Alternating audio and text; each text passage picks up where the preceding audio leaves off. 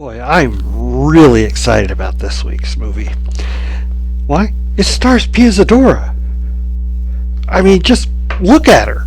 I've been waiting for love all of my life. I mean, come on. She made some of the trashiest exploitation, big budget films in the 80s. I mean, there was Butterfly with Stacy Keach and Orson Welles, of all people. And then it was The Lonely Lady, that was based on a Harold Robbins book, so you know that one was pretty sleazy. Oh, and Fake Out with Telly Savalas and Desi Arnaz Jr. Anyway, I can't wait to see what this one is. I bet I'm going to have to cut around a great deal of nudity in... what? The film's Santa Claus Conquers the Martians? But that means she was only...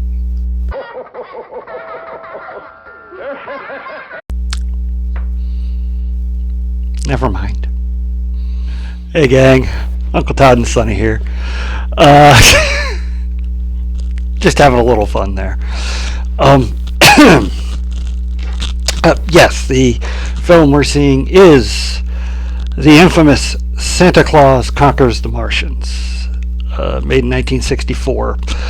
It was actually during the 70s a staple of the Christmas season on local programs. I remember seeing it most Christmases in my childhood, probably because it's a very cheap film. And I don't think it did well in the theaters. I mean, I could be wrong, but this is a goofy film. If you thought the one we started Christmas season with, wherein Santa fights a minion of the devil, wait till you see this one. We start on Mars, where the Martian children seem to not be like they used to be. Ma, I'm worried about our children. So am I. They've hardly eaten a thing in 3 days. It goes deeper than that. They're behaving strangely. They appear to be troubled. They don't care to sleep. All they do is watch programs from Earth, especially Santa Claus.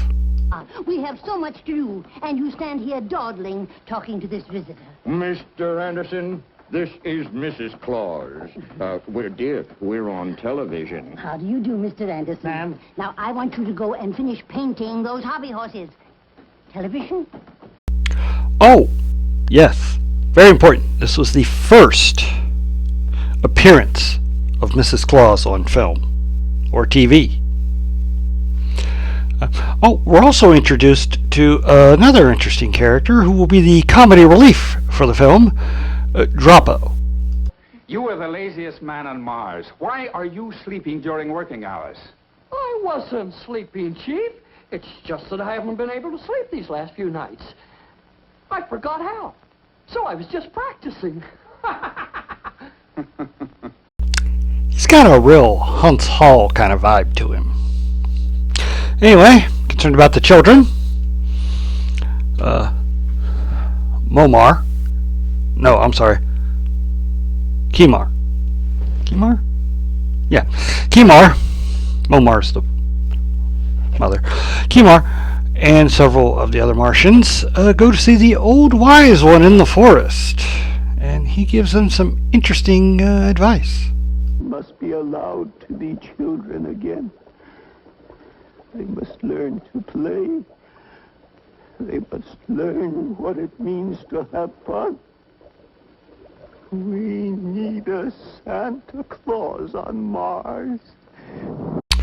Well, the answer's obviously clear. They'll have to go to Earth and swipe Santa. Now, Valdar's against this. After all, they're not Earth children, they're Martian children. And they're fine the way they've been raised. This is how they've always been raised as long as he can remember. And what's wrong with that? Well, Kimar overrules him. And they take off on a rocket ship to Earth. Oh, Droppo stows away. Anyhow, when they get to Earth, they find that there are Santa Clauses everywhere. I mean everywhere. Well, heck, they can just grab one and that'd be it. They didn't even know he would be missing. So they land, whereupon they run into a couple of kids who set them straight on a few things about Santa. We're looking for one of your Santa Clauses. There's only one Santa Claus. We've seen many of them in your cities. Oh, those are his helpers. There's only one real Santa Claus, and he's in his workshop up at the North Pole. Valdar grabs the kids because they might raise an alarm, and they don't want that. So they take them aboard the ship and give them the Dropo to watch over. Arriving at the North Pole, they send a robot in to grab Santa, and it doesn't quite work. Where did you come from? You're the biggest toy I've ever seen. And very well made, too. By the great dog Star, Santa's treating him like a toy. Robot is now useless. It thinks it's a toy. So the Martians gotta take matters into their own hands. Santa Claus, you're coming with us. No, you can't take him now. It's too near Christmas. Quiet, you. But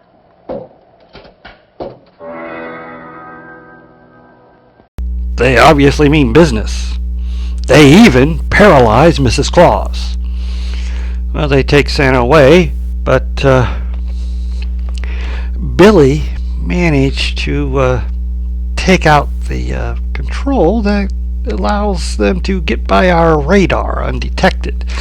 And we send out a retaliation. We have mobilized all the men and equipment in our Starshot project. And we have rushed our astronauts into an intensive program for the final phase of their training. Now our Starshot ship is supposed to undergo 6 months of test flights. But we are going to forget about the testing and go after those Martians. Starshot. So, apparently, we have a Space Force. How prophetic. Anyway, they start pursuit, and when Kimar and the others discover that they are being tracked, they look, spot the sabotage, and fix it, and the rockets cannot find the Martians. Valdar is really getting ticked off, and he really doesn't want Santa Claus to come to Mars. So, playing on Santa's good nature and willingness to take everything at face value, says he's going to give them a tour of the ship.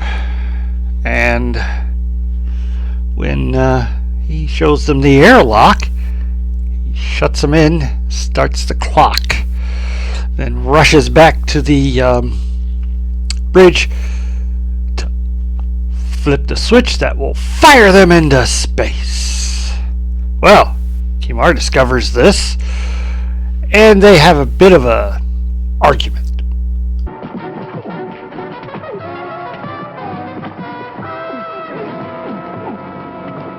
Before I'm through with you, Bulldog, you wish you were floating around out there in space.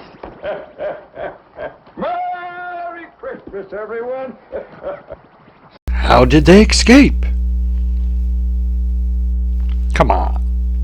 Everybody knows how Santa gets back up the chimney. Anyway, Valdar is taken prisoner, and the rest of the flight is rather uneventful. And when they land, while Santa and the kids are taken to Kimar's place, some guards get ready to transfer Valdar to the prison. Merry Christmas, Bulldog. All right, on your feet, come on. Droppo! Well, I was handing these food pills through the bars, and he grabbed my... Shut up, Droppo. No respect for Droppo, I tell you. He was just trying to tell them how Valdar escaped, but they don't want to hear it. Well, a guard is put on Santa and the kids, now that Valdar's on the loose, And they set up Santa's workshop for him. They don't have elves, so it's a little different than what he's used to. 2 dolls, yes, Betty.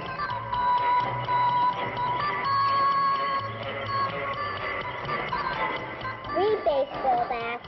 3 baseball bats.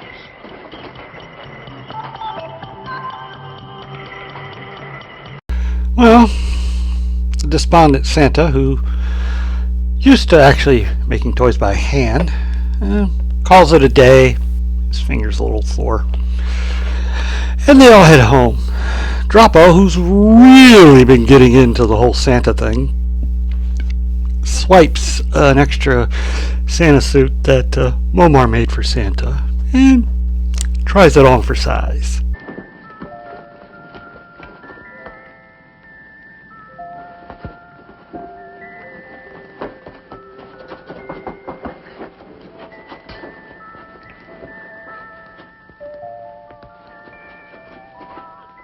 Ho, ho, ho! Ho, ho, ho! Merry Christmas, everyone! Ho, ho, ho! My finger isn't tired. I think I'll go down to the workshop and make some more toys. Ho! Meanwhile, Voldar and 2 of his compatriots decided to sabotage the machine. As they're doing that, they get a bit of luck, or so they think. What a break. It's Santa Claus. Oh, he's alone. No guards. Jingle bells, jingle all the way. Oh, what fun it is! Oh, oh, oh. The next morning, with Droppo missing and the Santa suit, Santa just assumes he's out having fun playing Santa Claus for the children. So he and Betty and Billy and the 2 Martian kids, they go to start up the machine, and they discover what the sabotage has been. Santa, stop the machine! Look! The doll has a teddy bear's head, and the teddy bear has a doll's head. Well, Kimar is summoned, and he finds the sabotage. And as they're repairing it, he gets word from Voldar that they have Santa, and he's coming to negotiate terms. So, Voldar comes to the scene of the crime and gives his demands. First, destroy the toy machine.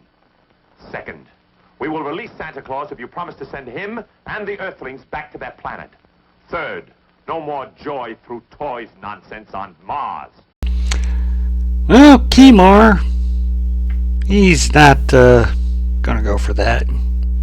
Pulls out his ray gun and takes them prisoner and holds them in a storage room while his men go to search the caves, but they didn't really need to. Droppo has effected his own escape.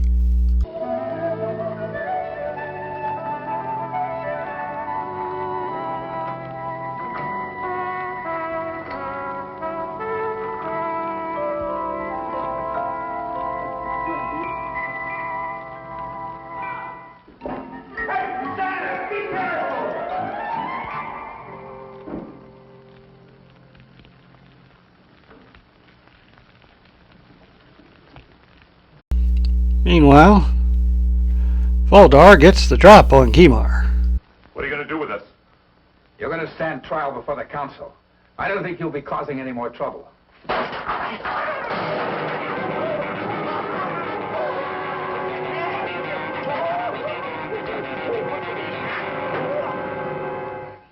Well, only one thing to do now.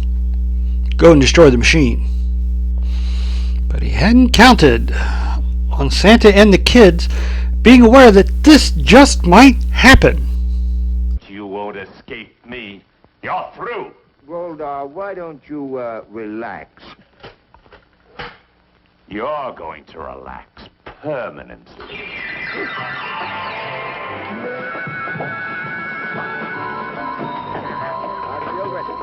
All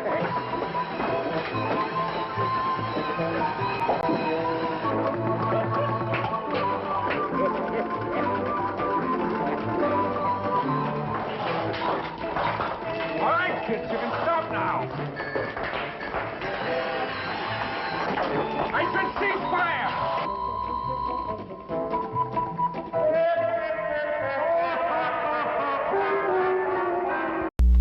Santa seemed a little maniacal there.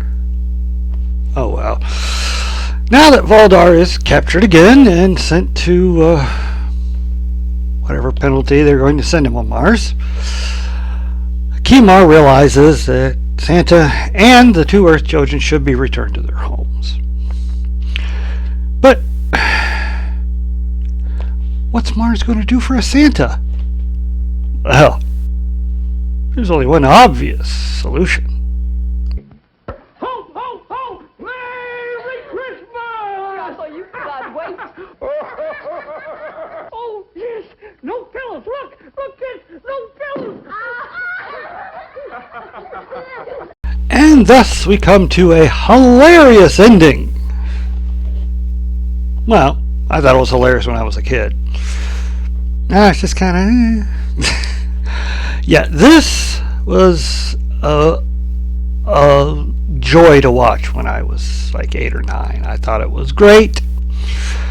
Then again, I thought the same thing about Kiss Meets the Phantom of the Park when that came out. You know, no accounting for taste when you're young.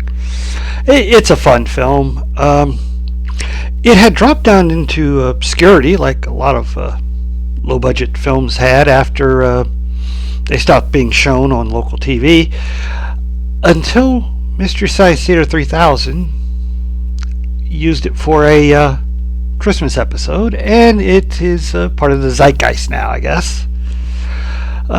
Some interesting things about it. The ray guns they were using were actually toys. Obvious toys. I mean, not to me, because I think they stopped making the Whammo Air Blaster by the time I was watching it in the mid-70s.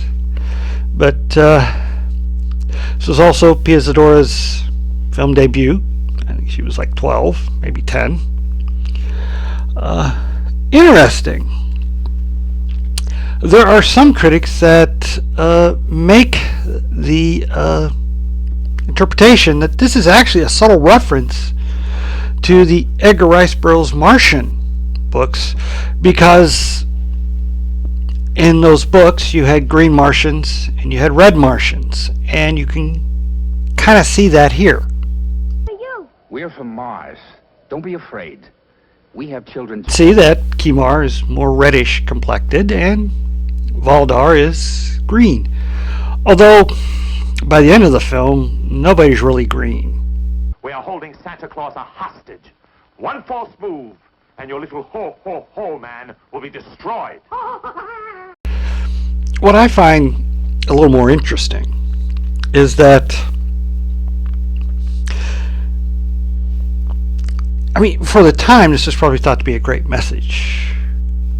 But these days, it's a little questionable, because basically you're taking another culture, bringing it in to change your culture into that. Basically, you're doing kind of a reverse colonialism, in a way. And because of that, Voldar, you really don't see that he's wrong. He just wants to keep his society the way it was. Not to say, you know, oh well, you know, he's just a bad guy, he doesn't want to change, but there is something to be said for that. I mean, we as a nation have a history of coming in, changing all of the things of the people that were there, replacing it with what we think is valuable. The indigenous population, you know, all the nation states that now live on reservations. You know, we tried very hard to get rid of all of that culture And thankfully we haven't, because we still have, there are museums and things, and, people's on the reservations, they do keep a lot of that stuff alive, and that's important. This seems to be making the case that your past doesn't matter. Just change it. Become like these Earth people, most notably Americans, and everything will be better. A little problematic these days. Back in the 60s, that was considered rah, rah, rah. America's the best. To be fair, we are pretty spiffy. Of course, we have a lot of resources that help with that. Land, fuel, forests, very well educated people to help with these things. But I'm getting off track here. It is a interesting capsule of the 60s and how we actually thought about things. And as such, I think it's an important film. I don't think it's up there with like Citizen Kane or Judgment at Nuremberg or Night of the Living Dead. Those are very important cultural films. But this does have some interesting comments to make that I don't think it was even aware of back then. Which is not bad for a film that is exceedingly goofy. And this is a goofy film. Martians wanting Santa Claus to make toys for their kids because their kids are despondent, and it's just but it's a kid's film, and as a kid I liked it. It was a very simple film. Not much else really to say about it.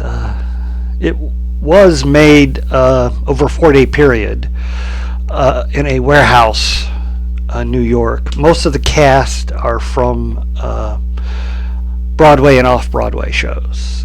They were mostly stage actors, and of course Pia Zadora, who I don't believe was a stage actress at that time, although she had quite an interesting life. I mean, she made films. She attempted to become a singer, and I remember that because she would wear an oversized tuxedo, kind of trying to get away from the sex symbol image that she had kind of created during her film career. Probably her best performance is as one of the beatniks with Rick Ocasek in Hairspray, the original. Of course, that's a small role, but she and Rick Ocasek got to nail the whole beatnik thing. Anyway, it's a fun film, and okay, I do prefer the Mystery Science Theater version, but come on, this film, it needs some of those jokes to get it going. Anyway, please hit like, share, subscribe, and stay after the credits for my favorite scene.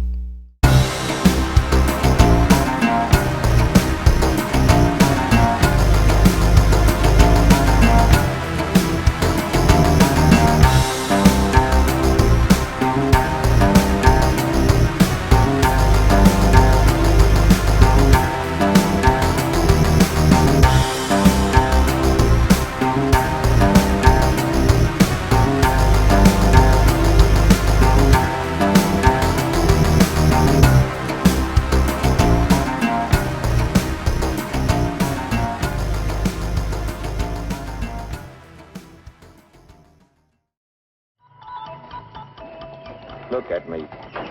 Santa Claus, the great toy maker. Pressing buttons. That's automation for you. Technology. Sweet.